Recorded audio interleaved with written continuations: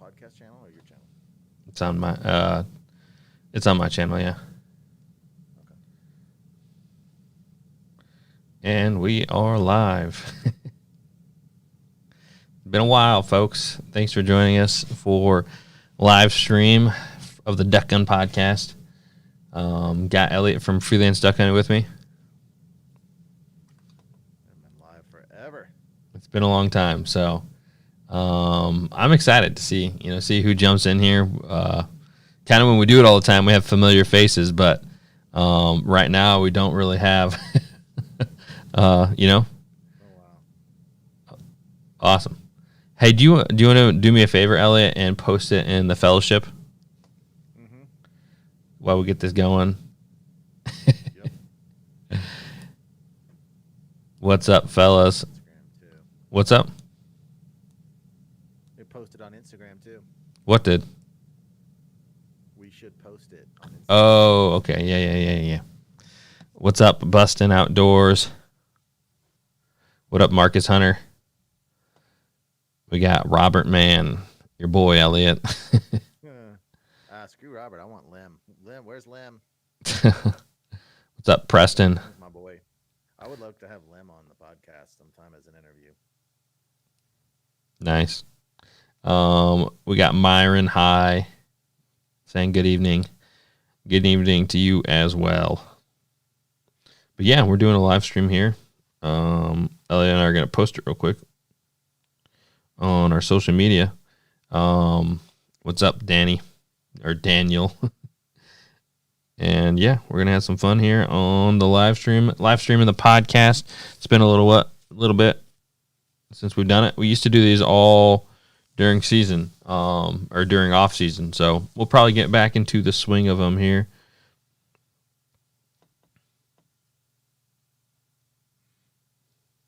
Put it on hardcore too.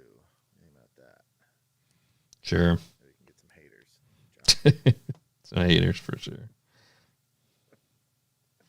Speaking of haters, I've got all these gold nuggets of knowledge that I will not share with the youth. Did you see that comment? Oh yeah, I saw that.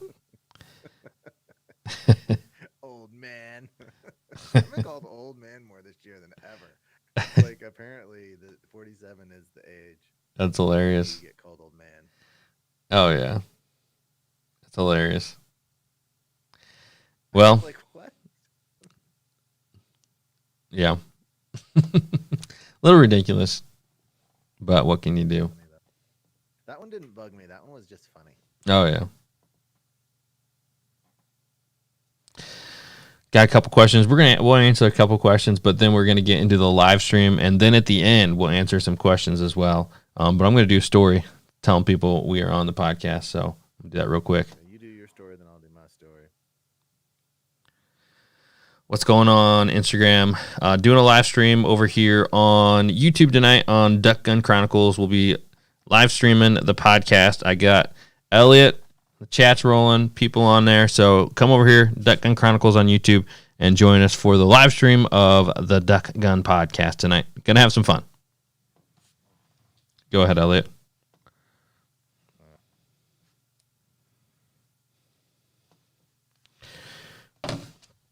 Yeah. So what's up, Corey V? I'm with my buddy Jordan, and we are live on YouTube right now. Come on over to the Duck Gun Chronicles YouTube page and check us out as we record a Duck Gun podcast live stream. Hop on over and check us out. Awesome. I got some requests to turn you up, so I'm gonna turn Elliot up. Give me a second, fellas, and I will do that. Well, I got that turned up. Let's see. Turn it up over here on the soundboard. Back to the live stream. It's No, I didn't top MVM. He crushed me. Yeah. What year is your 20 gauge J5? I don't know off the top of my head. I think it's somewhere in the 60s. It's an awesome gun. I love it. So, but like I said, we're gonna go ahead. We're gonna jump into the live stream, and you guys kind of get the behind the scenes of the podcast. So we're just gonna record it like we normally do, but let you guys kind of interact in the back behind us. But I guess a couple things I should mention in case people are jumping on this live stream. We got a lot of new subscribers. We do a lot of these live streams during the off season for the Duck Gun podcast. Something we've done. Honestly, Elliot, we just passed it. We didn't even think about it, but we passed the 3-year anniversary of the Duck Gun podcast. We have 170 some podcast episodes up on just anywhere where you can find podcast, from iTunes to Spotify to Podbean, wherever you can find them there. You listen to them on your commute, or you can join us here when we do them live here and there. So definitely excited to be in the off season and doing some of these live streams again. And so that, and the other thing to mention is, hang out for just a second. Maybe you want to just hang out just for a second, let a few more people get in here before we start. sure, yeah, why not? I'll mention another thing. So if people are wondering from the videos, because I went from the videos just having this huge, gorgeous beard, and now I am freshly shaven, and it's gone. I'm getting some comments about that snowman. I need to do an update on that snowman because that thing's like leaning over at a 45-degree angle right now. I didn't get a chance to watch that video, but I saw the thumbnail. What's the deal with that snowman? I built a snowman with my daughter. How did it enter into the video? So the jump shoot video and then this video I posted all happened in the same day, but I went home and built the snowman, and then I came back out to shoot my last goose.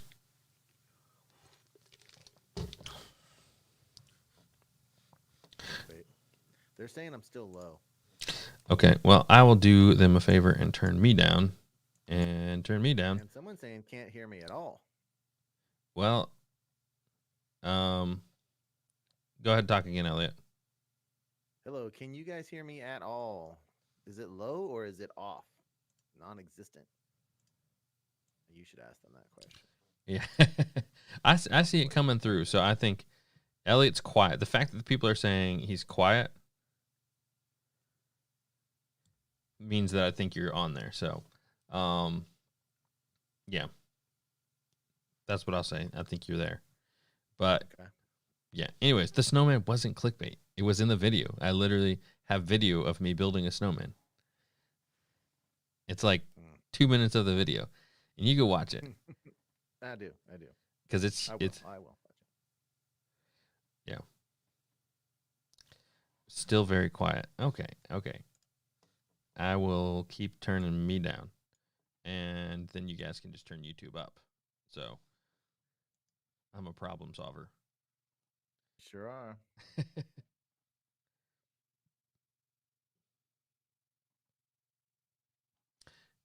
Yeah.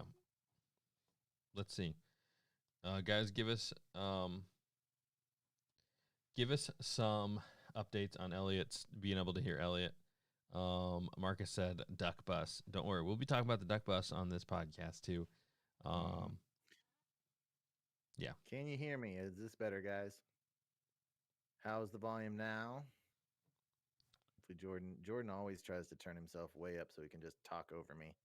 I try to keep mine just like 1 dB above you. That way, if I need to, I can overpower you with my voice. Yeah.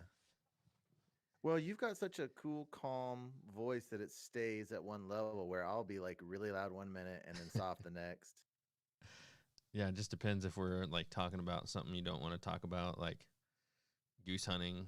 But if we talk about duck hunting, then you get like all excited. Goose hunt tutorials are a snooze fest to me. I can tell you.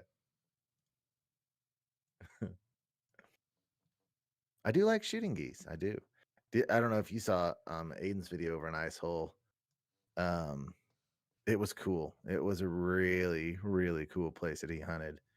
And I could not get the green light from the wife to go do it. I really thought I was, especially because I have not been to work since last Thursday. Now they canceled Friday and then Monday off, and they canceled Tuesday, Wednesday.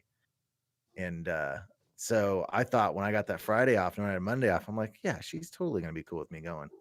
And no, she was not. And she never, like, once a year, she will like, okay, I'm gonna really say I don't want him to go. It's like a test for me, and I can promise you it is to my best advantage to give her that one a year. It's like she's got one mulligan a year or one like free day a year where she can be like, please don't hunt now, and she knows it. And so when she uses it, man, I don't mess around. But he had this awesome, cool hunt on Saturday where he shot 5 geese over this ice hole.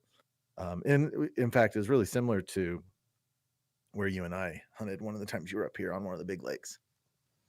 But man, it would have been fun to be there. Yeah, I saw the So anyway, thumbnail. I do like shooting geese. I saw the thumbnail, Yeah. but I haven't seen his video. That does look like a really cool hunt. He just went and laid out on ice.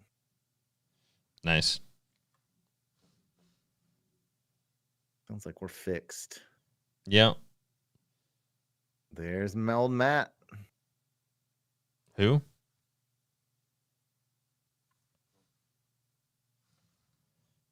There's so many sound things to figure out, man.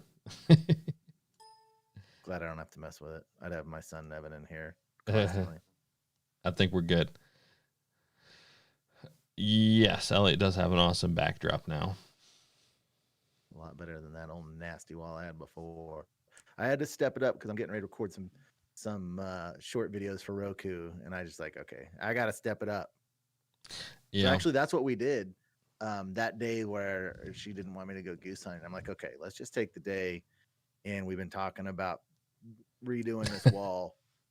Let's do it. And also, she was motivated as well because she's my wife's an artist, and so she's got this big idea, which I think she's going to actually be real successful at for selling the stuff online. And anyway, I'm not gonna mess with the camera, but she's got a whole wall that's just white that's perfect for like taking just still shot photos that she wants to do. So I know that was part of her motivation as well.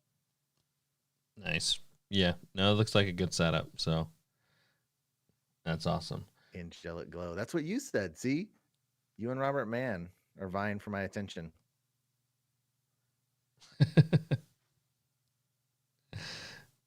Okay. He wins. Who am I going to take to prom? I think Jordan or Robert. I'd take Lim to prom, I think, twice. Nice. You have no idea what to say sometimes. Just like, nice. Shut up. Oh, someone wants to know what the whiteboard is. It is like my planning board. So, and then over in the bottom right corner right here, this is how many subscribers I'm behind Matt. And when I get it to like positive and I beat him to 20K, then I will rip all of his chest hairs out with wax. So it's going to be awesome on the next. I don't know. I don't even know if either one of us is going to hit 20K by the next collab, but we're pulling for it. So that's, yeah, the numbers down there. Man, that would be a shocker if you guys hit 20 by that next collab. It could happen, but that would be you'd have to really get some momentum. Yeah, you're right. So it could happen. Uh-huh. What is it that you he gets to what is the bet exactly? I know there's the chest hair. First of all, the chest hair thing that wasn't it. Yeah, it was. That's what we decided. Yeah. Well, that's not going to hurt him very much. I just got to say. Yeah, I think I'd get the worst end of that because I got like a gorilla chest. Is that the same thing for you? Yeah. No, that's what the bet is. Matt's in here. He's in the chat right now. For him now, then I'm totally rooting for him on this now. Well, that's not fair. It's kind of mean. Well, I'm just thinking, what would be funnier? Him getting his chest hair ripped out, or you getting it? We've already or Matt. No, out. This is what's funnier. Matt just leading the way until like a week before it happens, and then I pass him up and just do it again, and then he just doubles down on another bet, and it's like we're gonna nair our whole body if whoever loses, and then he leads the whole way all the way till like one day before it, and I just pass him up just in time to win 30K or whatever it is. Yeah. I think to 50K, the loser has to transition. Oh, man. You're going to get us in some hot water. At least Matt could finally get a college scholarship. Yeah. Oh. What if you lost and Jordan, it's too loud. Shish. you lose college and you take up women's wrestling. I'd probably go like the wrestling at the goose hunt. Yeah. Oh man, that'd be hilarious. Mm, yeah. That'd be funny. Man, I really feel like I guess we should have just recorded this for our normal kind of intro for the podcast, but we didn't. That would have been really funny. But yeah, I keep pushing the wrong buttons over here. So let's go ahead. I think we can go ahead and get into the podcast now. Okay, are we gonna do the full sponsors and just go through the entire thing, just as always? Nah, we'll do the intro at the end, I think. So we'll just jump into the podcast. Okay. Let me hold on. Let me pull up my other computer so I don't have to flop screens real quick. Well, I guess we could. Yeah, we could just do everything like we normally do. Reason not to. Yeah. Okay. Are you recording? And we're not gonna talk about being on a live stream in the beginning part of it.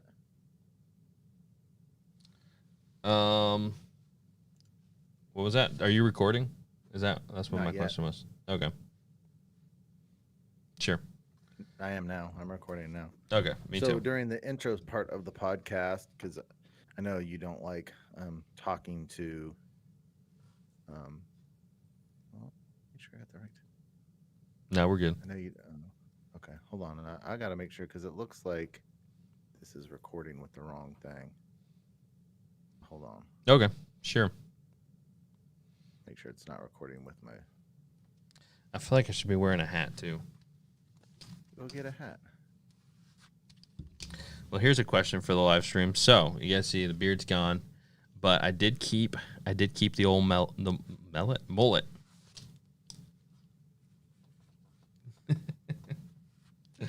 So I don't know how long I'm keeping that mullet, but it's there now.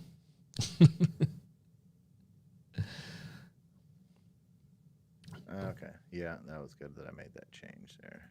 Got it all good to go. Just gonna make sure that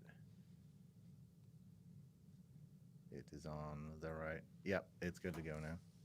So yeah, I was saying, so it's okay for us during the intro to discuss the live stream.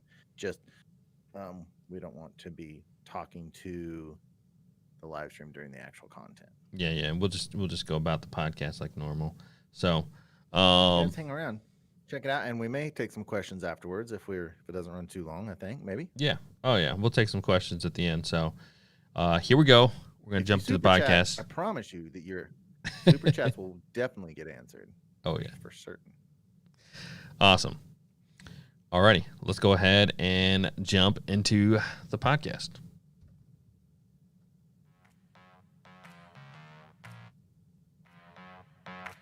Hey guys, I'm Jordan Fromer. I believe in hunting hard, hunting smart, and having a fun time while doing it. And shooting limits, well, that's just the icing on the cake. I revel in the journey just as much as the successes it brings. From ducks to dogs to decoys and guns, we'll be talking tactics, strategies, and what it takes to get the job done. Load up and take aim. This is the Duck Gun Podcast. What's going on, folks? Thanks for joining me on another episode of the Duck Gun Podcast. I'm Jordan from Duck Gun Chronicles, and I got my co-host alongside me, per usual, Elliot, the Ducktator himself. How you doing tonight, Elliot? I am doing great. Ready to be. I'm excited about this podcast. Going back and talking about defining moments and goals. That I'm excited about this topic you came up with. So I'm ready to roll. Awesome. Well, I am too, as well. And so, like you said, the podcast topic for tonight is going to be our defining moments, the highlights of the season, kind of hitting on, all the way from the beginning. It seems like just yesterday. It really does that we just started kind of the beginning of the season all the way in September to the end. Talk about our defining moments. And now we're going into off season. Which, for everybody's a little depressing. It's a little depressing going into off season, but, for us, I think we both have a lot of plans, a lot of goals, and a lot of things to, accomplish going into next season. And the off season goes super fast too when you stay busy. So, I know for me, I I feel like the off season is not going to be long enough to get everything done that I want to get done before season. So, but when we're shooting ducks, I won't be complaining. I promise you that. Yeah, I don't know what I would do if the season went year round. I like having the forced break. I mean, we've talked about it before that waterfowl hunting is just such a part of us that if it was a whole season, we'd probably be doing it the whole year round. But it's actually kind of nice to have a forced break and get some other things done and let your mind rest and your body rest a little bit. Heaven forbid if I didn't have a full time job. I know that some guys hunt every day of the year. I can't imagine how they adjust to not having. I do have one more hunt weekend. How we're gonna go a snow goose weekend, so I do have one more waterfowl event coming up. Of course, we don't hit the snow geese hard, but we do take our one waterfowl weekend. So I have Awesome. one little trip left. Yep. Yep. Yeah. Unfortunately, I'm done. So I'm done. I can't hunt again. No snow geese for me. But yeah, so it should be a good one. I'm super excited to get into it. But before we jump into the main part of the podcast, let's go ahead and get a quick word from our partners, and we'll jump right into it. So first off, I'd like to give a big thanks to OnX. Guys, OnX is a great app for all waterfowl hunters. You jump on that app, you can use it for marking pins, you can use it to find out landowners' address to get permission, you can use it to check to see the boundaries of public land, all the good stuff. They got it on web application, or you can use it online. They connect, they talk to each other, so the things you mark, the things you look up, work from both ends, save back and forth. Been a huge benefit to me this season, everything we got going on, using it, and definitely got me some more access. So definitely check those guys out on X. Well, 2 days ago, I've been talking about how I was going to do this, but 2 days ago, I got on bandit.com, got out my spreadsheet, and I officially started my wish list. And I didn't get done yet. So I was watching some show with my wife and the girls. I'm just flipping through all the different stuff at Bandit and GHG and Avery Sporting Dog. And it's just whether I end up getting that stuff or not, it's just so much fun. And I was told that very possibly they may have a dog stand coming out this year that actually has a blind on it, which I'm really excited about that. Guys, go and check out bandit.com. And from there, you can access Avery and GHG and Avery Sporting Dog and start making that wish list. I feel like I'm a 6-year-old before Christmas getting ready with my list to send it off to Santa or something. But it's just their gear is fantastic. It really, really is high quality. We've been using it for a couple of years now, and I just don't have anything negative to say about their equipment. It's really well made stuff. Awesome. Also like to give a big thanks out to Motion Ducks, Motion Duck decoys. Their motion system's just perfect for those days with no wind. They got the two options, the ultimate spreader with 7 ducks, or the normal spreader that just has 4. I prefer the ultimate, going with 7, get a little bit more out there. You can go up even more than that. I've tried it, but I kind of just stick with the 7. It's kind of the most simple approach that gives you the most ripples in the water. But there's definitely some cool, fun things to try out. If you want to go with the bigger spreader, it gives you that real lifelike motion. Check out the videos. Elliot has videos up on his channel. I do too, of us using it in action. And man, just the motion that you get, real lifelike, and ripples through the whole set. In those no-win days, you don't want to, you've gone all the way out there, got everything set up. You don't want to leave something to chance. And anytime I've ever hunted with it without wind, that's the first thing that I'm kicking myself for not bringing if I forgot it. So check out the Motion Ducks. Use code DuckGun2020 for 10% off and free shipping. The last part I want to talk about is Finisher, and the website is adrenal-line.com. And this is the first year, that I've really used it a lot goose hunting.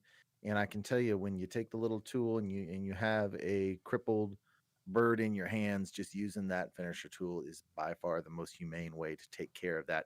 If you don't have one, guys, they're not that expensive. You really should have one on your land. You just put it on there. You got that bird in your hand, you take care of it. No more of that wringing neck. And I heard a horror story about a bird, being found in the marsh with a wrung neck, and you just try to wring it in its neck, throw it in the pile. It's not dead yet. People just don't know how to properly do it.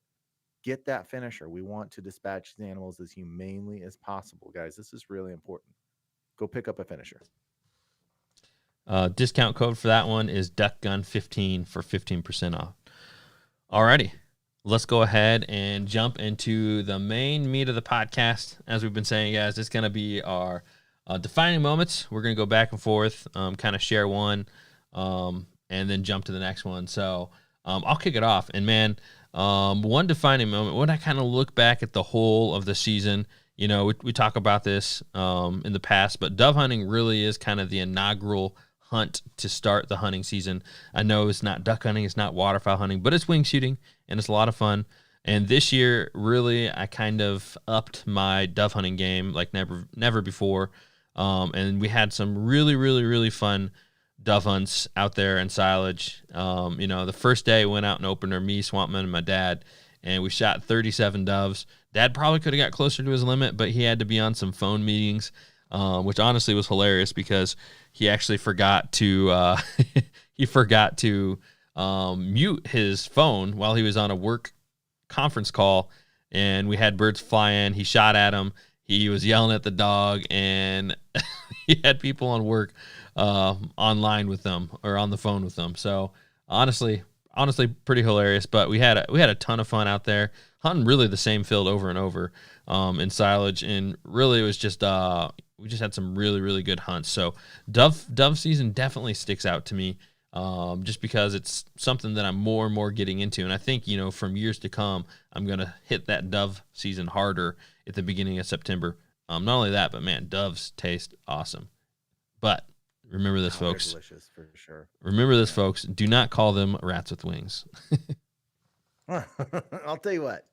If I do joke when I call them rats with wings, but compared to we've gone through that conversation before. How I feel about them compared to, like, if I have a dove in one hand and a teal in the other, the difference in how I feel is immense. But I will say those dove hunts that you went on, those were as close to waterfowl style of hunts, non-water fowl, as you can get, because I mean they were like just cupping right down into your spinner. I mean that was decoying shooting, and those hunts looked really, really fun. And I do love. Let me take that back. I have really enjoyed the dove hunts during my life that I've gone on, but yours just went to the next level with what you guys were doing. Those were awesome. If you guys haven't seen Jordan's dove hunting videos, you need to go back onto his channel and check them out for sure. Awesome. And just to kind of preface the joke, I was calling rats with wings. We talked about it on the podcast last year. It's a long time ago. I'm actually proud of myself that I remembered. But you called them rats with wings, and you got some hate. You got a lot of hate mail off that one. Yeah, probably so.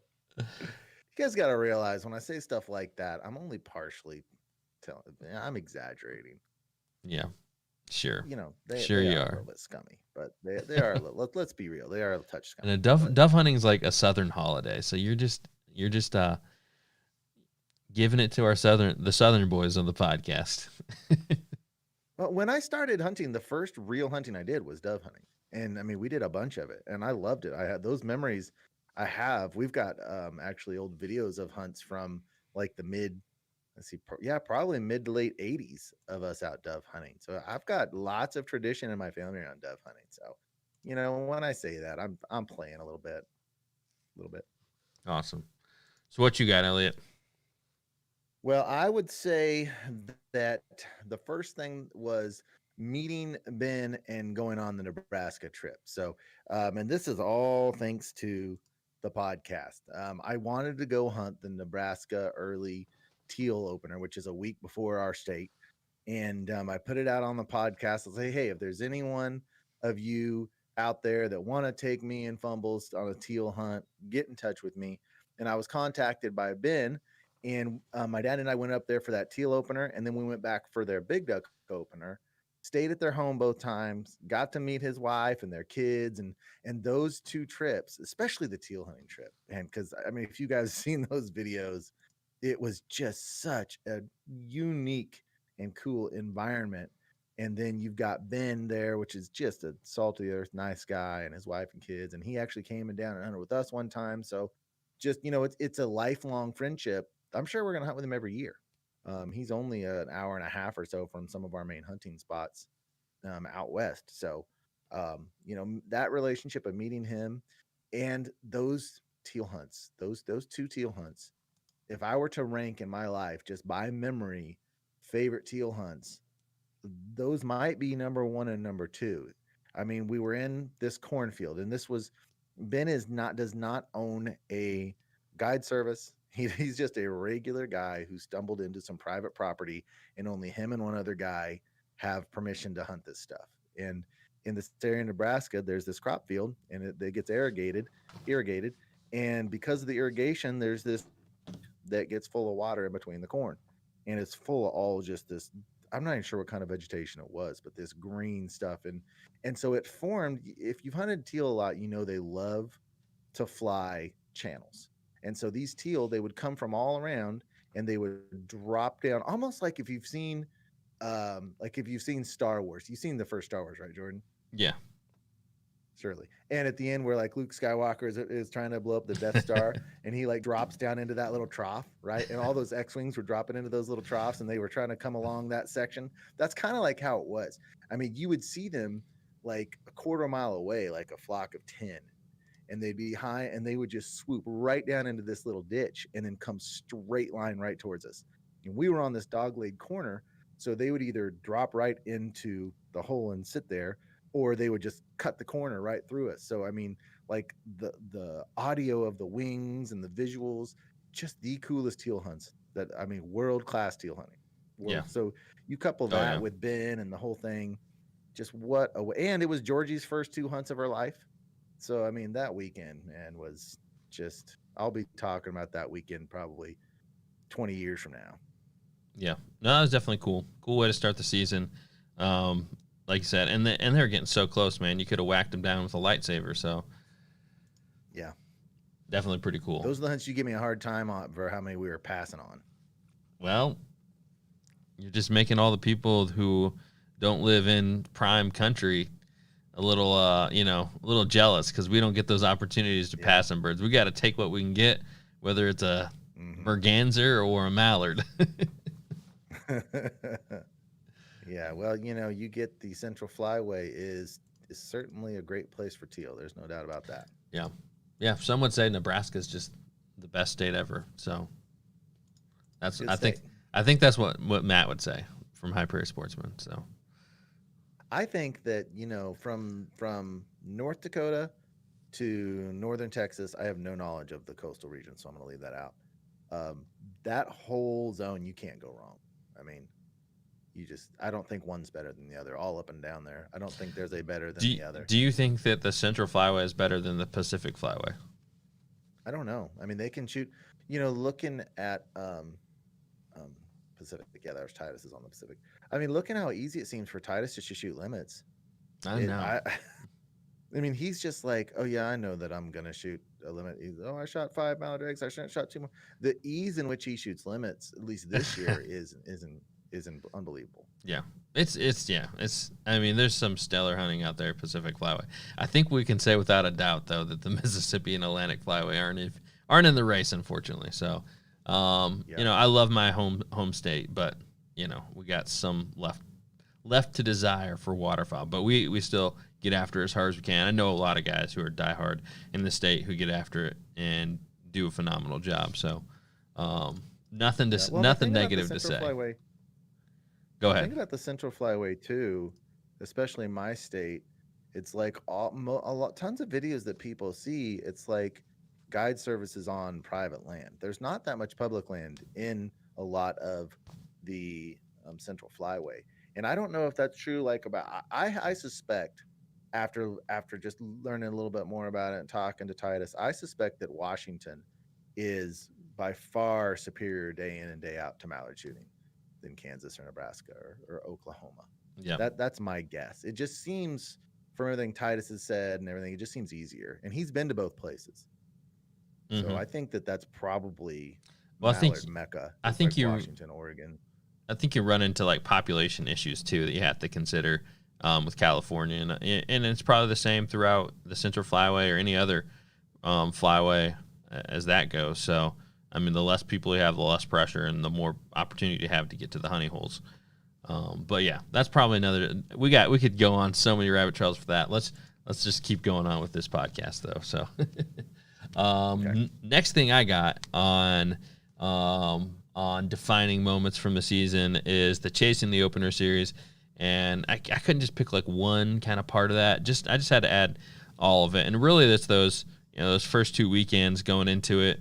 The Chasing the Opener.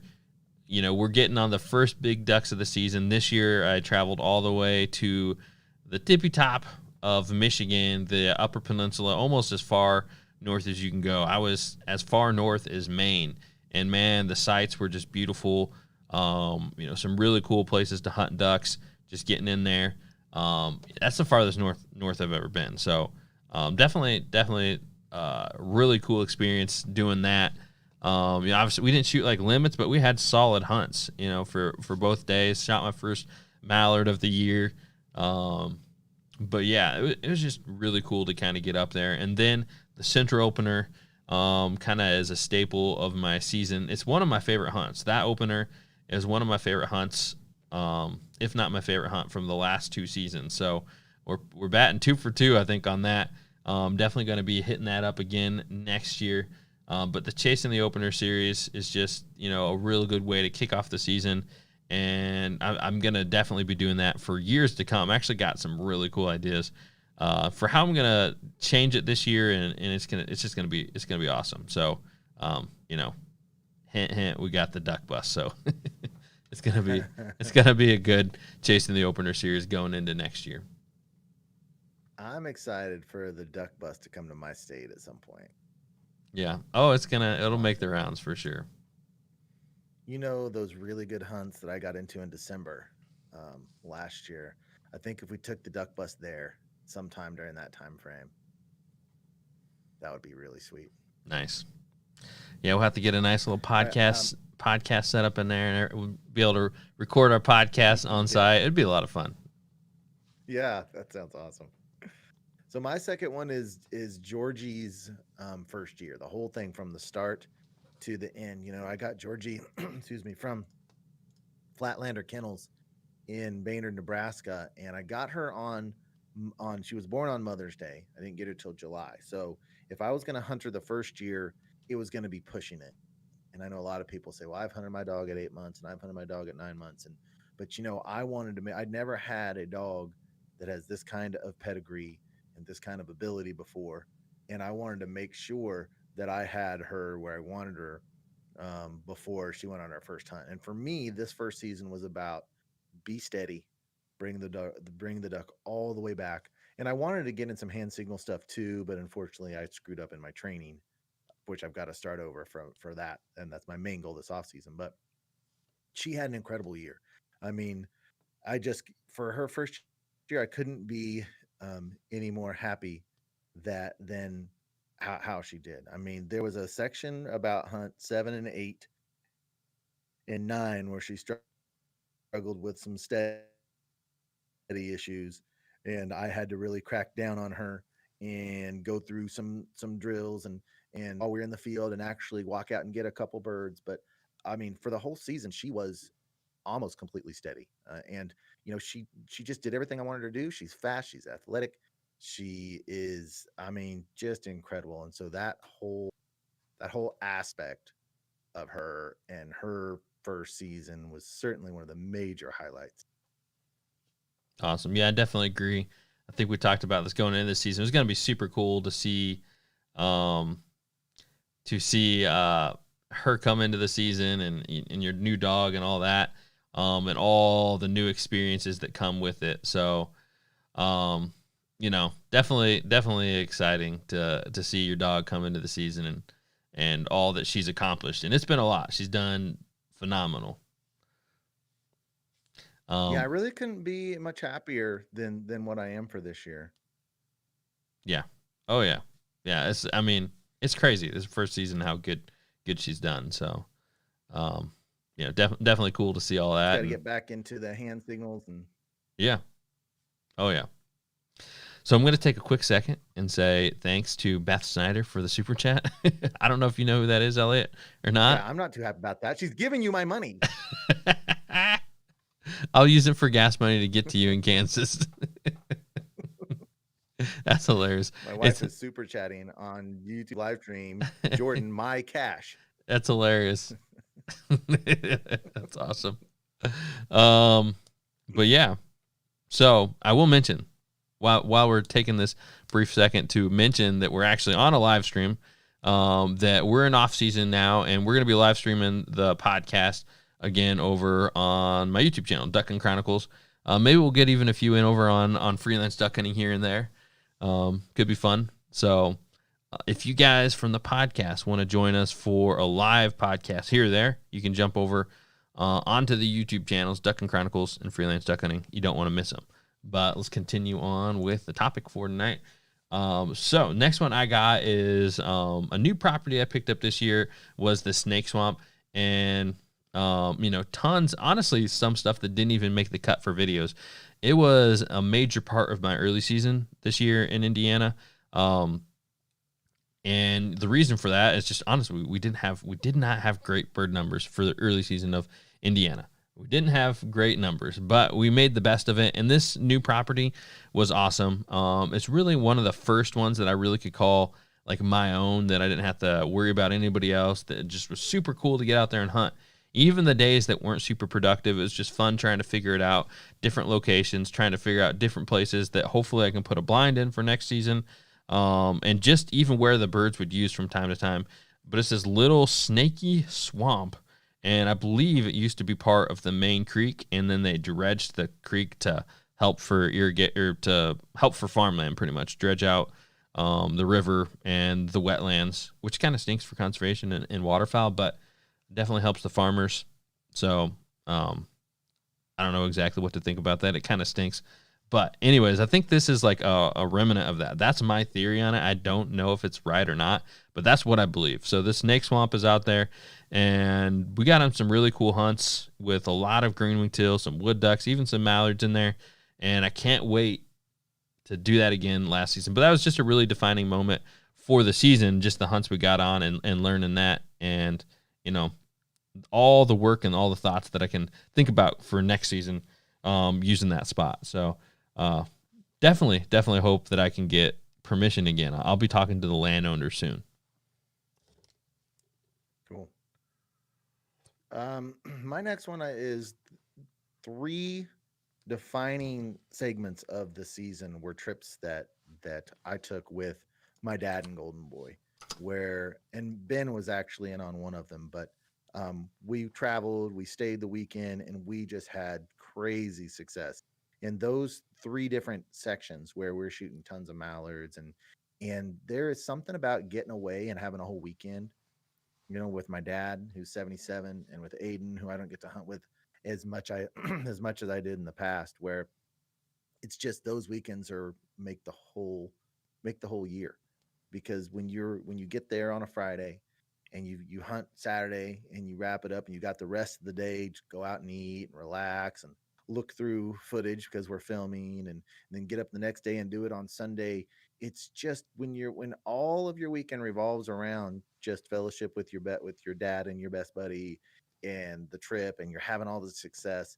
It's what it's all about. It's what it's all about. And I'll say for my dad to still be able to get out there and do those things, and Aiden and I have to, step up a little bit and help him carry things when he needs to and whatnot. But having my dad present so much throughout the year at 77, and to be able to go on, excuse me, I went on 36 hunts. I think he went on 25 of them. So, I mean, at his age, to be able to get that done and to be on those hunt weekends with us, I know that, I've got the videos to watch on those and the memories of them. It was just defining moments for the whole season. And we were stacking the birds, which, you don't have to have that for those weekends to be really enjoyable, but certainly just puts a stamp on that weekend of what a great time it was. So I'll probably remember those 3 individual trip weekends down the road more than anything else from this whole season. Awesome. Yeah, definitely can, agree with you on that. And that's, definitely cool to see how you're making those memories with your dad and your good buddies. And it's like you said, that's what it's really all about.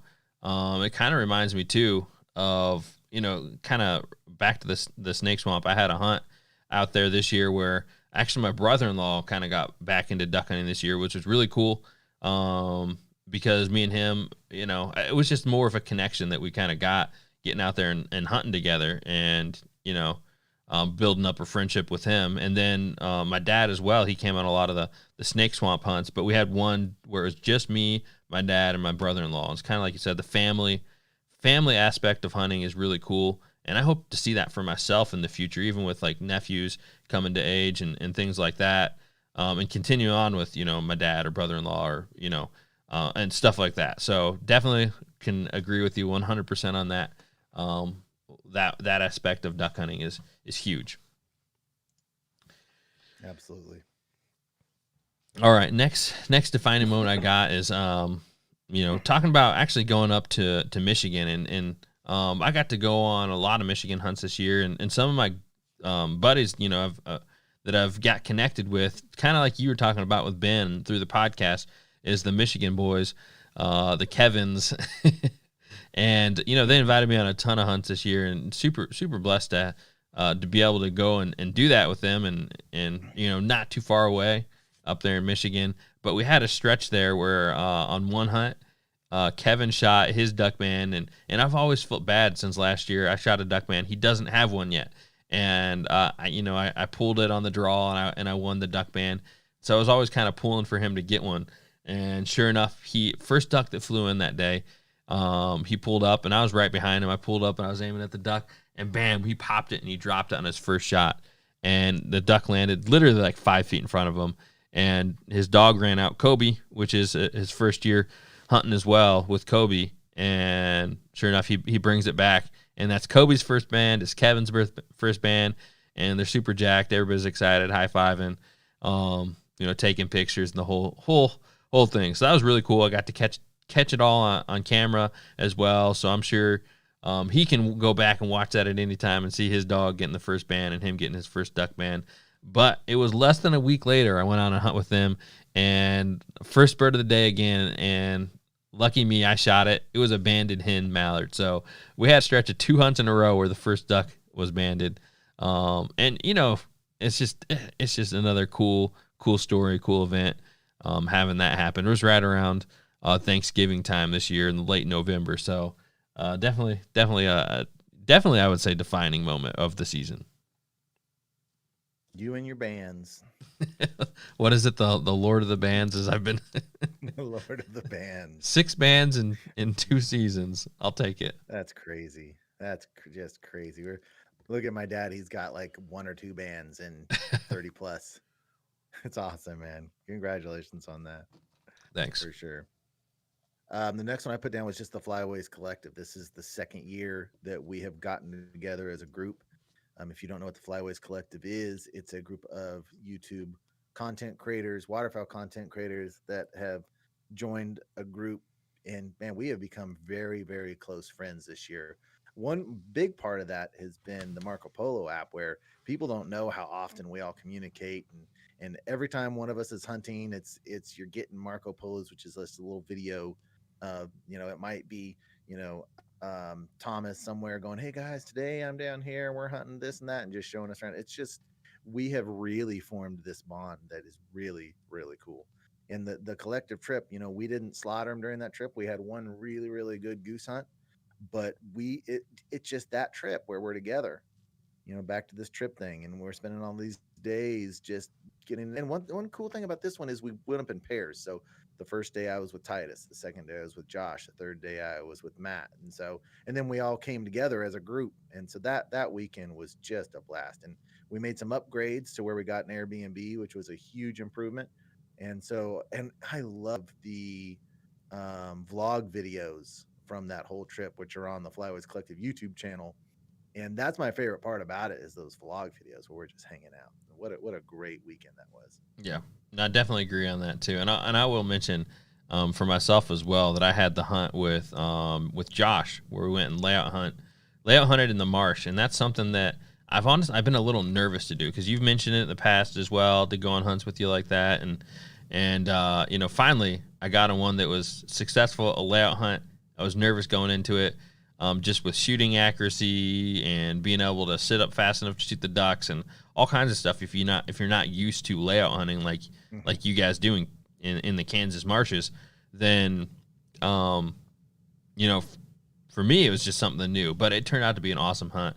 I shot my limit, and Josh was just shy of his, so it was There was a lot of good times on the collective as well, and those vlogs, like you said, especially just a lot of silly and shenanigans, and highlight for me is Matt getting his nose hairs ripped out of his face. So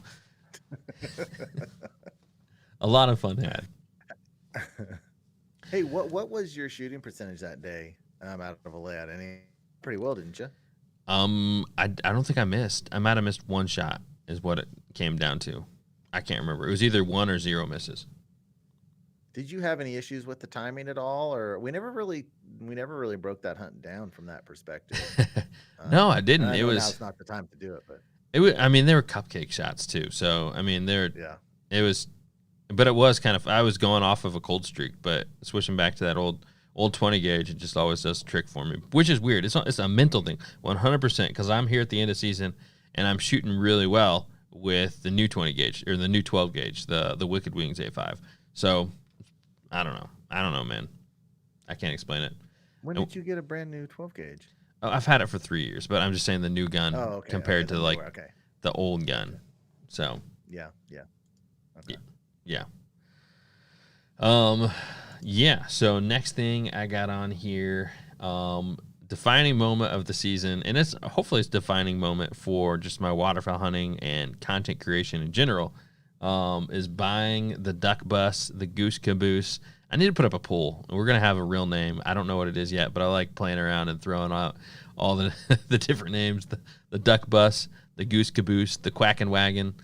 I don't know what it's gonna be yet, but buying that bus and the plans for the future with all that, and the first hunt we actually took it on. We knocked the chairs out of there, most of them. We had enough to ride in there, and then throw all our gear in there in canoes and take it up there. And we had an awesome hunt where we shot limits of geese. So the bus is already off to a hot start, but I really think it's going to be a defining moment of the channel in general, the duck hunting content creation. So yeah, not a ton to say yet, but stay tuned because there's going to be so much stuff coming out with the duck bus. Yep.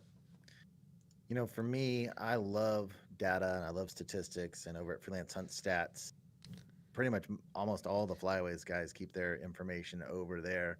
And so I had a lot of personal best this year. I have been really trying to reach a goal specifically of shooting 60% for an entire season. And I will say that keeping your shooting percentage is not for a lot of different people because it takes a lot of discipline to keep track of the number of shells, and I know it's not for everyone, but I have found, and a lot of other people too, that keeping track of your shooting percentage, number one, it's really, really fun if you're into that, and number two, it really helps you be disciplined with your shot selection. So I shot 60% for the first time this year, and I do think that Boss shot shells had a little bit to do with that, but I shot 60.4. In fact, it came down to the last hunt, and that last hunt was on, I started out 0 for 3. And I was getting a little bit nervous because that's always been a goal of mine, was to end up at 60%. So I got that done. I also shot 42 mallard drakes, which that's a high point for me. I think my previous high was 37, and I shot my all-time record number of ducks was 107. So I've only gone over 100 2 different times. So just statistically, it was a fantastic season for me, even though we hit some really, really cold stretches where we didn't have any ducks around. And there, on public land, a lot of people really, really struggled. And so it certainly makes me feel some satisfaction to know, even around the kind of weather situations that we had, we just really, really got it done this year. And so those definitely are defining moments for me for some goals that I've been trying to obtain. Now, 50 drakes in a year is I mean, that's like the ultimate. That would beat old Fummelmitz. I think Fummelmitz shot 49 drakes one time. So I'm chasing down a record from him from the past as well. Nice. Yeah, I definitely can say I can definitely see that as being defining. I mean, you just had such a stellar year. It's going to be hard for you to ever surpass that. But who knows? I mean, the way you're getting after it, maybe you will. Only time will tell. Well, and I think with the number of data that I'm tracking, one fun thing I'm going to do is focus on different things. So I'm not really going to be as focused on my shooting percentage next year. I'm going to be more focused on some things like I would like to shoot more doubles. And if I'm going to attempt to shoot more doubles, my shooting percentage will probably go down a little bit. So I want to focus on some different aspects from year to year. And so definitely going in next year, shooting more doubles is kind of top on my list. Well, I should have left that for the goals section, huh? But yeah, so it's going to be different focuses every year. I want to have one year where I try to shoot zero hen mallards. I know there's nothing technically wrong with shooting them. I just think it'd be really cool to have 40 drakes, 0 hens. Something like that would be really neat. Mm-hmm. Oh yeah. Well, next defining moment of the season is my late season goose split, and this year and late season for me, I would consider anything like after waterfowl season ends is like the late season goose. So I think I keep saying this every year, man. I just really, really enjoy the late season goose hunting. And we get some really, really cool experiences, really cool places to hunt, and I'm really expanding my places I hunt. And this year in late season goose, I did that again, where I came up with more and more opportunities, more and more places to hunt.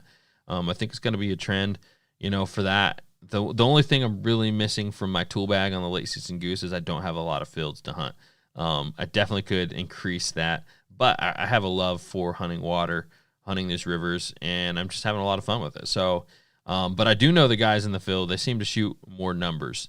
But, at the end of the day, the number's not super important to me.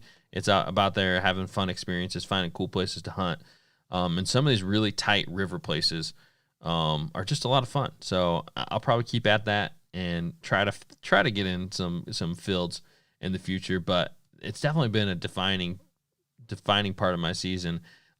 Just dealing with the cold, kayaking through rough conditions, and then getting the job done on geese. So had a lot of fun on late season goose. It really, at the end of the season, there's parts where you kind of dwindle maybe with your drive just because you're crushing it so hard and going for it. But then when I'm finding these goose hunts on the river, it just gets me all excited again. So yeah, definitely loving that. Yeah. Speaking of the weather hunts certainly are memorable from this past year. There was a couple in particular where we had gusts of winds in the 50s and the wind chill was just brutally cold.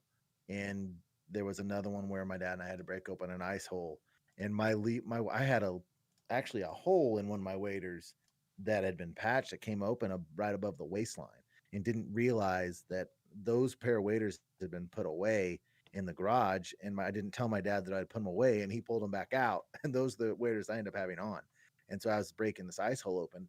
I just filled. It wasn't like a leak. It was like pour water, that cold water pouring in, and I had to go back to the truck and try to find some different clothes to put on and deal with that cold through the whole hunt. And there's something about waterfowl hunting in adverse weather conditions. Like, there's just nothing more fun than dealing with those elements. If I see a waterfowl video where it's snowing with wind blowing, I'm going to watch it. It's just something about it. And there were several hunts this year that were just defining in that way, that you get done and you're like, I feel a little bit more like a man today being out in those kind of conditions, Oh yeah. So definitely.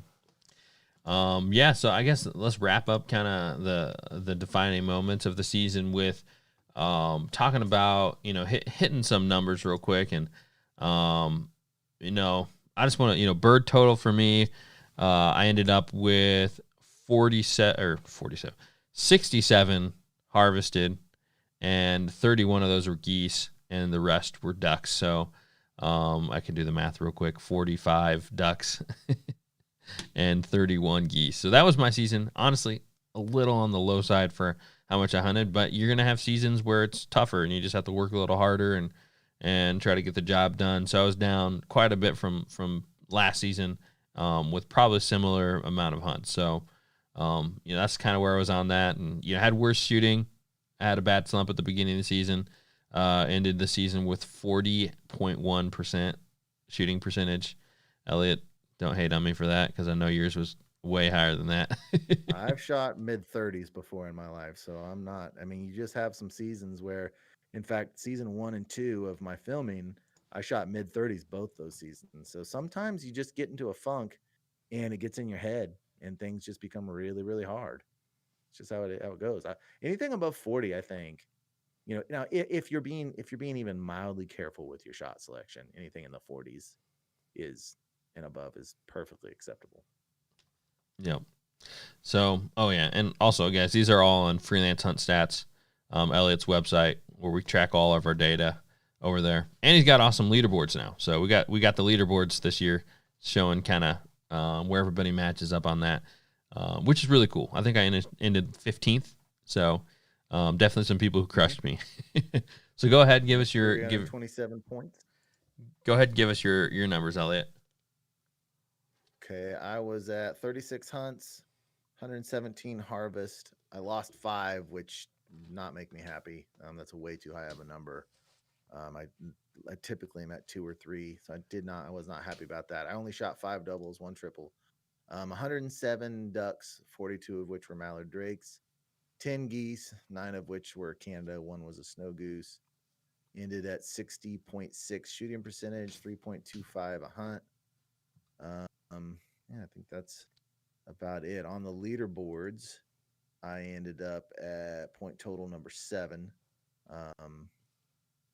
at 459, and Titus ran away from me at the end. A lot of the theme of my videos in the last few were can I catch Titus? And I went cold the last couple of weekends, and he just hammered him. So actually, Matt, High Praise Sportsman, is number 5. And I know the number 1 and 2 place are actually group reporting, and number 3 place may be group reporting as well. Which we've got to fix for that to where you're gonna be able to report it, because Jordan and myself, and we shouldn't be competing against guys that are recording numbers that are a group. But anyway, Aiden's actually 4th, Matt from High Praise Sportsman's 5th, Titus 6th, I'm 7th, and so on. So it was a great season. We got Jordan and I'll tell you what, guys, I brought Jordan on board with this as the idea man, and he's got some aggressive plans for Freelance Hunt Stats, I'll tell you. Oh, yeah. It's gonna be fun. Definitely. So yeah, let's jump to the next part. We're going to be talking about our season goals going into next year. Elliot, I'll let you jump into this one first. On which one again? Goals going into the off season for next season. Yeah. Yeah. One of them I already mentioned is just to be a little more aggressive with my shooting and try to shoot a few more doubles. I would really like to improve on that. I think with Georgie this year, I was so conservative with my shot selection because my focus was her, and so I'd like to shoot a few more doubles. I want to take Georgie to the next step with this off season, really, really working with her on hand signals, and she had some success with that last year, but that is going to be my absolute focus with her. In fact, I am planning at this point to hunt test her sometime in June. So I'm really excited about that. I'm going to vlog that, and I think she can have success in that range. So yeah. All right. So goals for the off season should be no surprise if you're following the content, following the podcast here lately, is get that bus build going, get it duck hunt worthy and ready to go. So I'll be grinding on that, getting that going, working on that, doing the build. One of the what's the right way to say this? One thing that's going to stop me with the bus build is getting the funds required. So I'll be saving up and putting as much money as I can into getting that bus build going, and ready for season, because it's just going to make duck hunting and duck hunting trips so much more exciting, so much more fun to create content, and so much more successful in my opinion. So, duck bus or whatever the new name is going to be. That's a big part of next season. Yeah, for sure. My next one is in my video content. I want to really push out more ideas like picking up trash after yourself, being courteous in the field. Kind of want to hit on more of which I have in the past, but just the ethical aspects of waterfowl hunting and make sure that I'm using my voice to promote attitudes and ethical behavior a little bit more than I did this last year. I just want to make that a little more of a focal point and also try to clean up some of my attitudes, maybe a little bit as well, and work on myself in that department as well. Not that I Awesome. leave trash all around, but you know what I'm saying. Oh yeah, we're all work in progresses, and got a lot to go on for that. So, definitely some good points to hit on for sure. Next goal I have is the building the duck boat and motor issues. So if you guys remember, this was a big thing going into this season was the duck boat and the new mud motor. So honestly, the mud motor was a complete disaster. The first one I got, just a complete disaster. I mean, honestly, it was just rough on some of these hunts, breaking props left and right, motor issues. And so goal for this season is having everything shored up. I did at the end of the season. So the mud motor actually did play a big part into the season, up to the point where I started having a fuel issue with it. So I got to fix that in the off season. And then from there, upgrading some stuff. Like I want to insulate like the floor. Cause man, when you're hunting in like 0-degree temperature on the river and that water's rushing under the bottom of the boat, it just gets super cold. Even your feet just sitting on there, it's about as cold as just standing in the water. So, just beefing up the duck boat would be my goal. A lot of different things we can do for it and to upgrade it to make it even better than it was before. So, another goal for the off season going into next season. Honestly, my list here is a bit ambitious because I know something's going to give. I'm not going to get all this done. Yeah. Go and do the next one too. I'm ahead of you a little bit. I'm going to run out of them. Are you? Okay. Yeah. Next one I got is Snake Swamp, and I'm looking to get like another lease as well, and just getting in there. Again, like I have to get permission from the landowner to do this kind of stuff, but I would love to build some blinds. I'd love to potentially even try to get some duck food growing in there. But just, we got in there, we hunted it. I'm just going to focus on the snake swamp on this goal, but we got in there, we hunted it, we figured it out. We kind of figured out how the birds want to use it. We saw the marsh breathe and figured out how to hunt it. And now it's about kind of maximizing efficiency and hiding in the brush in there. It's so thick, you don't really get a good shot. Maximizing efficiency so that we can better, kill the birds that are finishing in there. Because we've had birds bust us. We've had birds finish, but we can't get a good shot because the windows are so tight.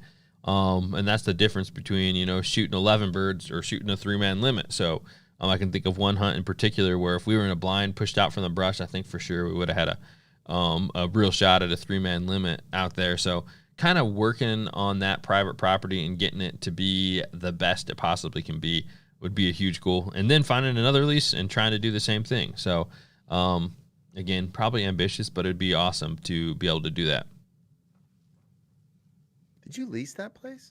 I did not, but it's so hard to find permission that I'm willing to lease something if I have to. I shouldn't say lease, but in my mind, you said a second lease. I have so I don't even know if I've talked about this on the podcast. There's this super cool place that I tried to get permission for, and he said no. And I asked if he leased in the past, and he said that he had, but he currently isn't. And the reason he wasn't leasing it is because he had trespassers, and so the people leasing it stopped leasing it. And so, so pretty much I asked him if he'd be interested in leasing again, and he said possibly next year come back. So that's what I'm saying, the second lease. I have this place all but pinned down. So we'll see. We'll see if it happens or not. You never know. Cool. Well, hopefully you'll get that. Oh yeah, I hope so.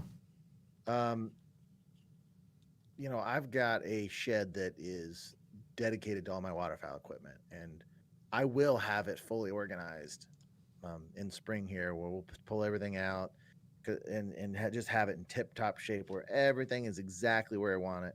One of my goals for next season is to continue to keep it organized throughout the year, because I should take a progression picture from like day one to the end of the season, because it's like I get from home from a hunt and I'm tired and I just start putting stuff. I don't put it back in its proper spot. So I want to keep my waterfowl gear more organized for next year. Awesome. I run into the same issue, man. It starts out organized, but oh man, and that like it just gets to the point where I'm like digging through stuff to try to get to the next hunt. And it'd be awesome to have a better organization system, but I think the fault is not the system; it's the person using the system. So, definitely. next one I got is work with Chief. Honestly, Chief had a really stellar year. I mean, he turned 5 this month, and he's really, I mean, he's in his prime. He does everything phenomenal, from finding birds to retrieving to bringing them back. Like, it's just not much that he doesn't do how I like it, you know. And there's one glaring dominant issue that I haven't been able to resolve, and it's mostly just because I'm too lazy to do it, and it's his breaking issue. So I want to do something to solve that, and it really just comes down to me having to be consistent on that, because there's times where I tie him up so he doesn't break, and there's times where I just say, screw it, you know. And what happens is you have flocks working in, and you'll have them tied up, and then you grab the bird from them, get them in the kennel, and the next groups are working in, and you want to make sure you're shooting the birds, and so you don't have him tied up, and then he breaks, you know. So, you know, I've had him in the past where he doesn't break, and now he's breaking like terrible. And at the end of the season, he's got even looser and worse about it, and it drives me nuts. But I know it's my own fault, so I want to do something to try to fix that. But besides that, man, he's been such an excellent dog. I just really hope that I can, you know, find it in myself to be consistent enough to force him to not break. Because then at that point, I really think that as far as what I need, he's there's nothing else that I need to work on with him. Do you ever use the e-collar when he's breaking? No, usually I just shoot at the birds. Yeah. I think you could stop him easy if you just enforced it with that e-collar. I don't think you would need to tie him up. Maybe. Yeah. His drive's got like out of control. Yeah. Will he run through a high level though of an e-collar? Might, huh? I don't know, maybe. He's a good dog. He is a good dog.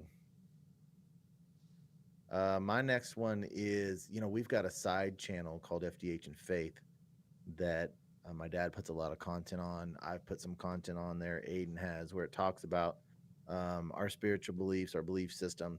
And I would like to do a better job of putting content up over there. If you've watched my videos, sometimes you see we pray a little bit before the hunts and that type of thing. I really would like to cross those channels to where I am getting more people who are interested in taking a look at that FDH and Faith than I did this year. You know, get really, really busy, and sometimes my ideas for that just kind of fall at the wayside, and that's probably not prioritizing myself properly. So if you got those of you listening, if you haven't checked out FDH and Faith on YouTube, you might want to check that out, and if you're curious about what we believe, then go check it out. If you're not, ignore it.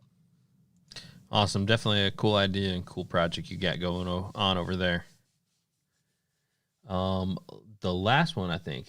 Oh, no, this isn't the last one. So next one I got is be in tip-top shape. And I probably say that loosely because I won't be in tip-top shape.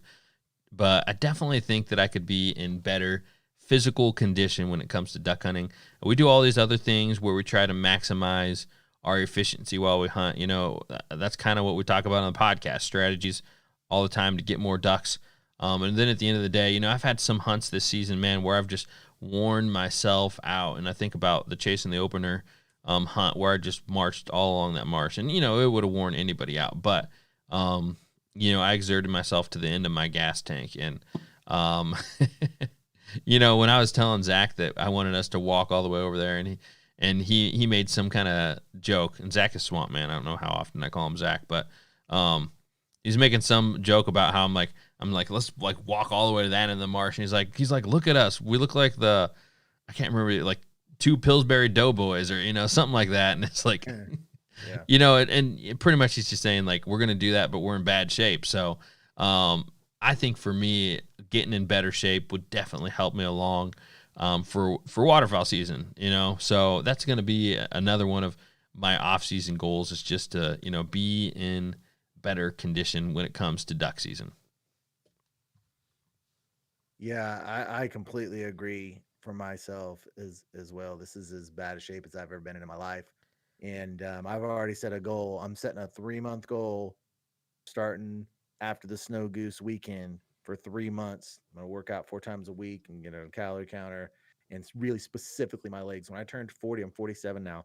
When I turned 40, my legs just were like, we're done. I mean, it's crazy. There was hunts this year where I was trying to go after birds that we were kind of lost out in the marsh, and my legs had just, I mean, I have lost so much leg strength in the last 7 years. And if I want to be doing in 10 years or even in 5 years what I'm doing now and what I've always done, I have to work out my legs specifically and get in better shape. So I've been gearing myself up mentally, because it's all about self-discipline. And Mm-hmm. I've done it in the past where I've been able to get in better shape and cut off 15, 20, 25 pounds over a period of time. And you just have to get yourself in the right mindset. So I'm gearing up right now, really trying to get myself in the right mindset and start March. I'm just going to be like 3 months as a starting point, and just be like, let's see what we can do. So I am with you on that one, man. Awesome. I've actually already started it. So for me, Oh, great. I've started the diet. Not too much working out because I'm still duck hunting, goose hunting. But now that that's ended, I feel like I'm gonna have to have something to kind of fill that in.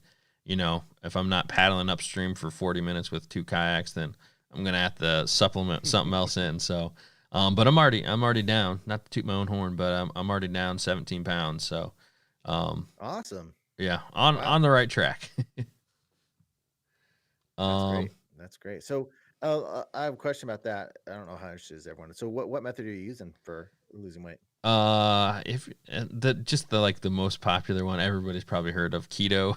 So, Mm-hmm. pretty much with keto, you don't eat carbs. Mm-hmm. Or you eat 30 net carbs. So that's pretty much the thing. You eat 30 net carbs. So you eat a lot of meat, a lot of fat, not pretty much no bread. Mm-hmm.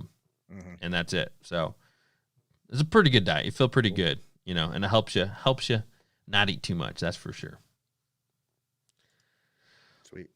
All right, and then wait, it's your turn, right? Well, we each have one more left. So yeah, I'll go ahead and go. So, with me, this isn't quite hunting related, but seeing how, the YouTube channel and everything is a big part of the hunting season because I'm videoing everything.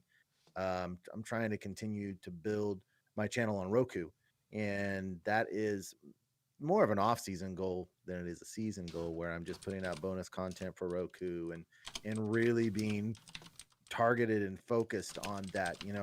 I don't know what YouTube is going to be in 5 years. At any point in time, they could all of a sudden turn on hunting and just not be willing to do it anymore. So I've got Freelance Duck Hunting is on Roku now. If you search Duck Hunting TV, you'll find it. And so I'm really trying to increase my presence on that service. And so that's something that I'm just a major goal I have for the season. It's still going to be the same content on YouTube as well, but I'm also trying to build over there. So in case YouTube's all of a sudden like no more hunting videos, I've already started that migration. Awesome. I have to mention this comment because it's hilarious. Sean McCollins just said 17 pounds of beard, so definitely got a good little chuckle of that out of that. So the beard's gone. People can't see it on the podcast, Yeah, but that's a good it's one. not gone. I have a beard. I have a normal beard now instead of my beard like all the way down. Yeah, I don't even know. I chopped off like 10 inches of beard or something. So I feel naked. But last one I got is just enjoy the I like it like that.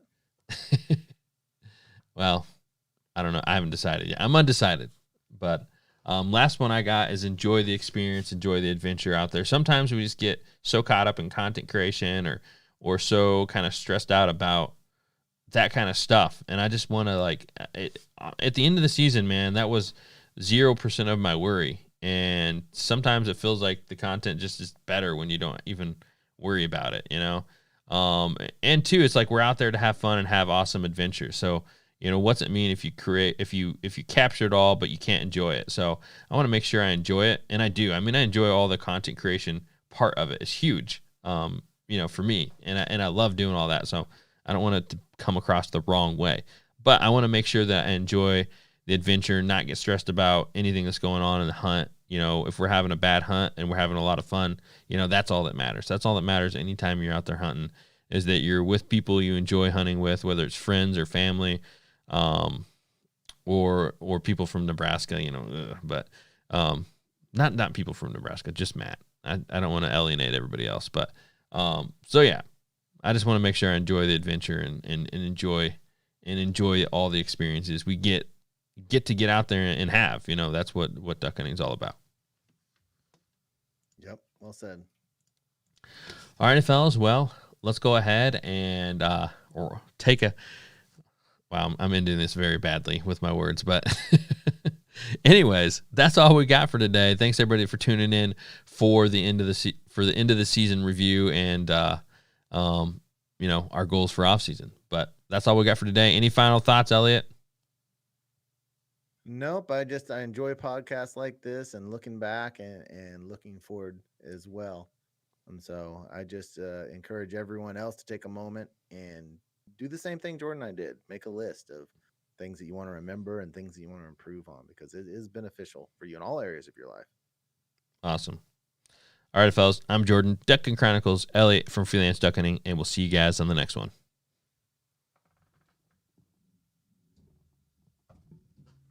Alrighty, I stopped the recording. Thanks everybody in the live stream, the YouTube. First time we've been live streaming in a long time. Honestly, it was really cool to see people in here. You know, some friendly faces, some new faces, and we hope to see you guys back. I think we're gonna be back on the regular schedule. I shouldn't say I think. I need to commit to it. We're gonna be back to the regular live stream schedule as best as we can with everything we got going on. We'll be on here Wednesdays at 9 for the foreseeable future. You know, just doing this live stream thing. And so it's awesome to have you guys in here supporting us, just chatting about it. You know, hopefully we still see you guys over on iTunes and all that as well. But if you guys got any questions, I'll open this up for like a minute here, or else we're going to get running. So if you guys got any questions, you know, we'll answer them as long as you're putting them in there. If not, we're going to go ahead and jump off here. I had to ban my little buddy, Jordan. Hope you. He kept running his mouth. Yeah, I saw that. He's officially banned from your channel. He reverse it when he was distracting me with his stupid mouth. I could see you getting ticked. But yeah, that guy is a jerk. He doesn't like you. I don't know what's wrong. Nobody hates Elliot. Dude, that freaking Lynn Jordan dude, he follows me around from channel to channel to channel talking trash. That's hilarious. I don't know what his deal is. I mean, it's like I can give you 4 or 5 different channels. He like follows me around just talking trash. I don't know what the guy's deal is, but honestly. Oh, well. You just need to not. It was distracting me. Yeah. You need to not worry about it, man. Well, I don't spend any time worrying about it, but it was distracting me on the podcast. So yeah. Oh, yeah. We'll do what you got to do then. I had to block him. I don't spend a second worrying about him, but he is annoying. Austin Lewis, just found your channel. Enjoying it like an hour ago. LOL. Awesome, man. I'd love to hear what video you found it from. Glad to have you here. Hope to see you here on live streams here in the future. Preferred choke, Elliot, as always, full choke outdoors. Not really. Modified. We both run modified. I've used them. I don't use full. I have less of an issue with it than I used to. I used to see the full choke as like someone makes a statement, and I don't think it's that way anymore. And actually, I don't mean to interrupt you, Jordan, but I was thinking about this. You know, at first, the whole thought process of, I either want to kill him or, you know, kill him dead or miss him. You know, I think that that mentality has helped a little bit in some instances, to how I view people that use a full choke. I'll say, because I used to in my younger years, if you said use a full choke, I just under my breath be like Skybuster, and I no longer believe that. Yeah, So, there's too many I don't good believe that. people we've talked to in the industry that use full choke Absolutely. to kind of to skew that number away. Honestly, it's a bigger number than I thought would be, as far as people that use full choke all the time. But for me, I prefer the modified. I shoot really well with it. I think I've done the full a few times, and I know that when I shoot worse, I can really see it affecting my shooting. So that's why I really prefer to stick with the modified. Yeah, if I went back to steel, I'd probably go back to improved early season, for teal, because I was getting into using improved and 6-shot for steel for teal, and then once we went to boss, I just did modified, and because it was working. Nice. Daniel says, I have an A300. Elliot, you'll be able to answer this one a little bit better than me, but second season with it, no issues so far. I guess that's not a question. It's just a statement. So What gun? the A300. Yeah, I had issues with it the first couple seasons for sure. I did. I was having just misclicks, and what I found out about that gun is that if I will, well, not only misclicks, but as it cycles, on the second one, I don't know what it's called, the little slide that closes.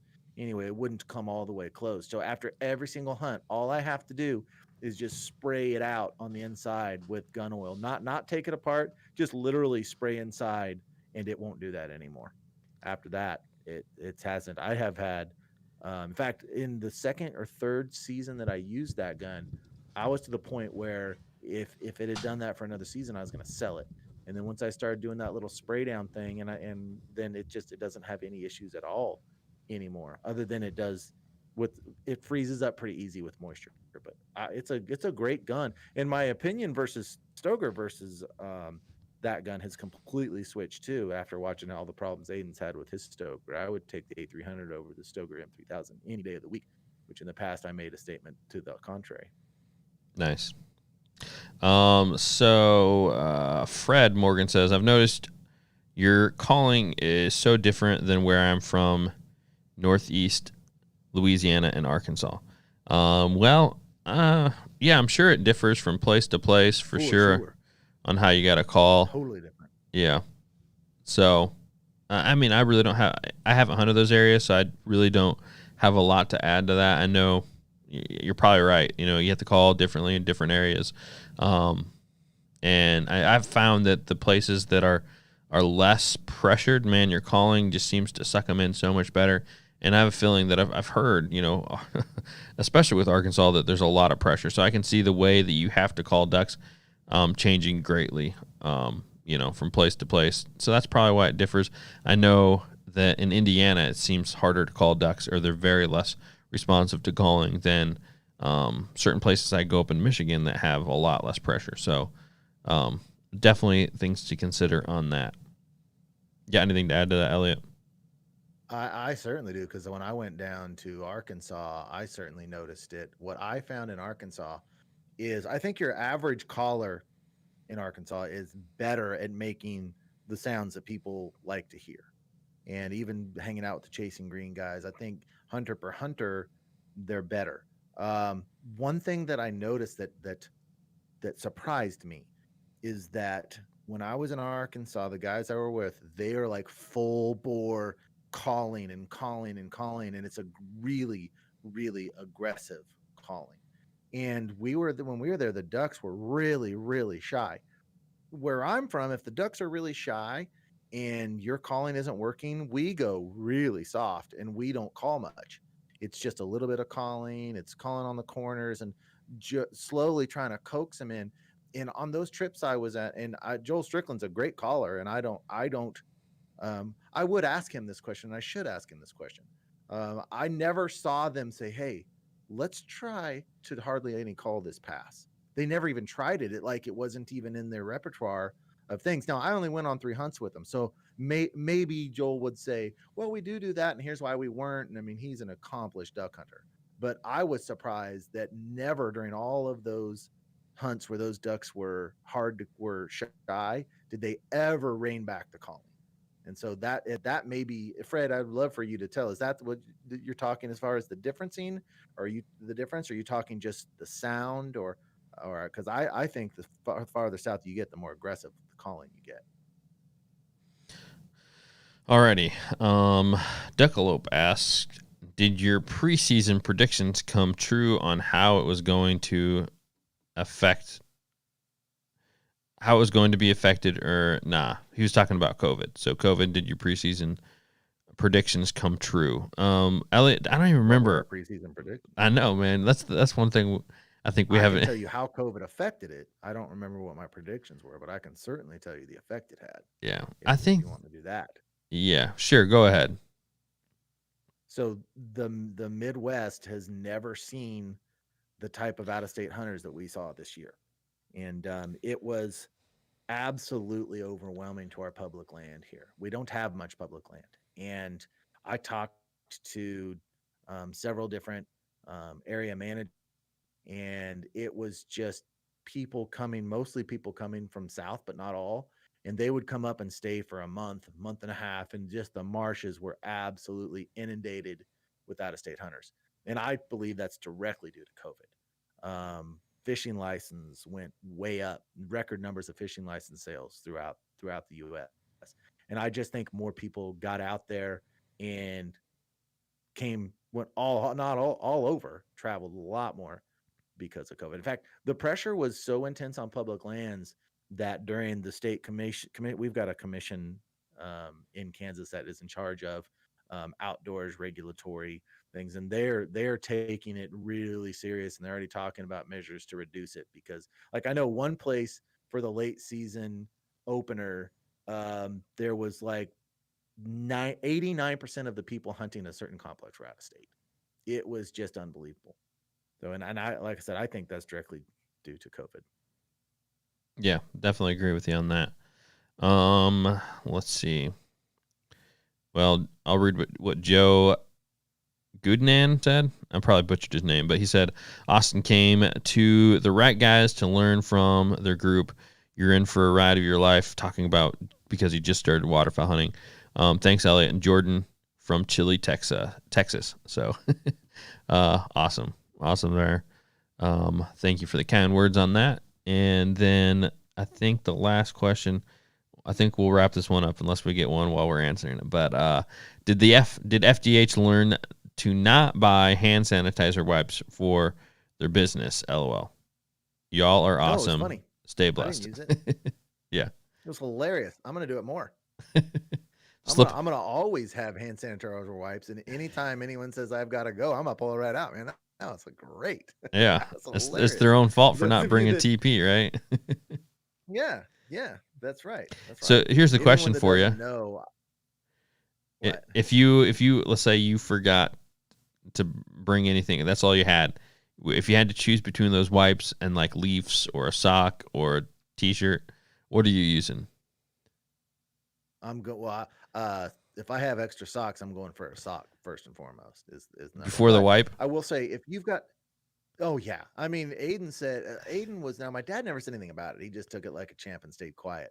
But Aiden was adamant to the burning that he experienced from that. But if you get a big broad-based leaf that's smooth, that doesn't have serrated edges or anything, that is about as good as a wet wipe. Nice. Randy says off-season pigeon hunts. Yes, I'm already thinking about it, man. I'm thinking if I can get one in the snow this year, that'd be pretty cool. But it's gonna have to warm up. I ain't going out in these negative temps to hunt pigeons. I like pigeon hunting, but not that much. So, Elliot, how about you? Any pigeon hunts? I wouldn't even know where to do it. I mean, if I could go out like you do and pop a few, I would, but I just don't even have any place. I've seen them when I'm in Kansas, man. We've gone by. You just go by the dairy farms, and they eat the stuff right out of the cow poop, and they'll be right all around the feed lots and all that. So, I've seen them. You just got to look when you're driving. Look at the farms, Elliot. There's gonna be some pigeon places. Okay. Yeah. So you're just not going to take the time to do it. There's places, there's more birds. Yeah. There's more pigeons in Kansas than Indiana, from what I've seen. If it's like, if someone were like, hey man, I got these pigeons, you want to go out and do a quick hunt this evening, I'd probably be like, sure, yeah. But if I've got to like keep my eye out for them, go and ask permission, deal with farmers, then yeah, it's not going to happen. All right, Levi, you heard it here first. So yeah, Levi's gonna be the pigeon man hookup. you'll be like shooting pigeon limits in no time. Logan says, any plans besides the bus for 2022? Man, why besides the bus? The bus is awesome. Bus is the plan, right? Yeah, the bus is going to be part of any plan. But any other plans? A big plan we got is the Flyways Collective meetup collab again this year. We haven't decided where, but wherever it's going to be, we're going to have a lot of fun.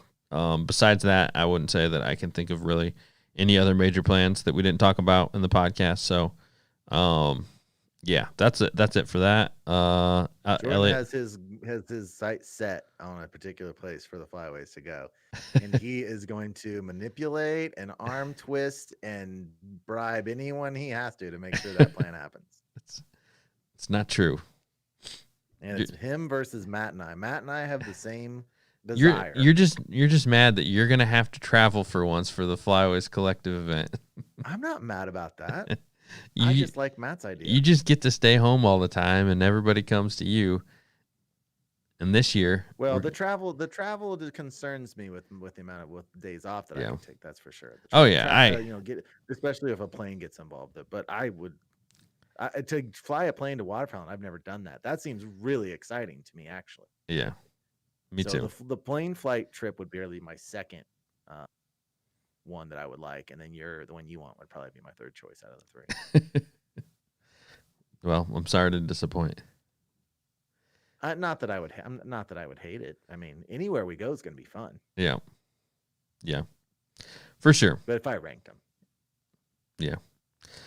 Well, we'll do it by vote, so we'll figure out what happens. I don't know. I'll be fine with any of the three. Yeah, because right now there's 3 locations on the board. Right. I can honestly, I don't even remember. I don't remember. I know that Matt wants Nebraska, and we talked about going somewhere else. So, and then Titus is one that he likes. Yeah. Pheasant farm meetup. Probably not. I don't think we'll do any pheasant farm. That would be fun. I think a wild pheasant hunt out of state would be a lot of fun. I'll tell you, my Ben is my Nebraska Ben. In fact, I haven't talked to him about this yet, but I would like next year. Aiden and I were talking about it, to do a duck hunt in the morning and a pheasant in the afternoon, because he's a big upland game hunter. He's got the spots on the pheasant and quail. Nice. That'd be a lot of fun. Mm-hmm. What is your favorite bird or birds to shoot? Man, I wish I could say pintail, but I've never shot one. So I've only shot the hen. I had shot the hen this year, and the Flyways guys voted, and it didn't count. So not my first pintail. Got to get that Drake. Talk about votes. Elliot started that vote. I'm pretty sure. I did. I didn't just start a vote. I was like, basically, this doesn't count. Can I get a second? Yeah, and then everybody but Thomas put thumbs down. Pintail, but that's not your goal. Goal is, you're not going to feel good until you shoot a pintail drake with a spray. You don't even know what kind of shot to the gut that was. I broke 3 props that day and gone through all types of trials and tribulations, stuck in the marsh, and then I shoot a pintail hen. Send you guys a picture, all proud of myself, and everyone's gives me the thumbs down emoji. It's like, and if I was having a better day, that would have made the cut. It would have made the video. Actually, it would have been really cool to add it to the video. But considering, like, I was literally just trying to not get stuck in the marsh, out of state, 4 hours away from home, and yeah, so. It didn't make the cut. I didn't even add it to the video. Honestly, I don't even think the pintail. I don't think I got it on film because we were literally packing up when it flew in. So, yeah. I remember watching that video. Randy says turkey hunts. I will say this about. I will say this about a pintail hen. if there's any female duck that looks feminine, I think it's a pintail hen. They are so elegant and beautiful looking. They're a magnificent little bird. I will say. I think they're beautiful. And Awesome. mine to answer that question is mallard drake. There's nothing better than a mallard drake. And if I want to shoot as a black duck, if there's like a want to bird. Yeah, I got some of those this year, so that was cool. Yeah, you're right. Black ducks are really cool. I've never even seen one. Well, got to come to Michigan now. Probably got to go to East Coast, really. Yeah. Favorite? What is your favorite? Oh no, we just read that one. Turkey hunts. Hopefully, I get on a turkey hunt this year. I got a lot of stuff going on that might take precedent over that, but in a normal year, it would be 100% yes. So we'll see how it goes on the turkey hunts. I hope that I get to go on turkey hunts this year. Elliot? Yeah, I would like to go out to Aiden's relative's farm and do a one turkey hunt weekend out there. That'll probably be the extent of it. Nice. I'm putting my mom in timeout. Watch. I just put my mom in timeout. That was really satisfying. It hasn't shown yet. There you go. That's funny. Yes. I cannot tell you how long in my life I've been waiting to do that. I guess my 300-second timeout. That's hilarious. Randy says the hunting public and the flyways collab someday, and I'd be all for it because the hunting public guys are awesome. But as far as like popularity goes, those guys, I mean, they're just booming. So I don't know. Maybe we should reach out to them at some point and see if we could do something. I'd love to. We've actually had Gucci TV on the podcast in the past, and he's really tight with those guys. He was a really cool guy too. So I'd love to collab with even just Gucci in the future as well. So I know that everybody in the Flyways Collective would be down for that. I think the hard part would be convincing the hunting public that they should do a waterfowl collab. And the thing with them, they have a very rigorous schedule for getting on their deer hunting from place to place. I think it'd be a hard one to do, but who knows? Maybe I will reach out to them and see if I can make it happen. Alrighty, well, we finally caught up with the questions, so I think this is a perfect time to go ahead and wrap it up. But thanks everybody for the Q&A. Again, we will be back here next Wednesday at 9 approximately. Elliot has trouble being on time usually. Definitely Elliot, not me. So, but yeah, we got back into it, and I'm glad we did. Glad we did the live stream.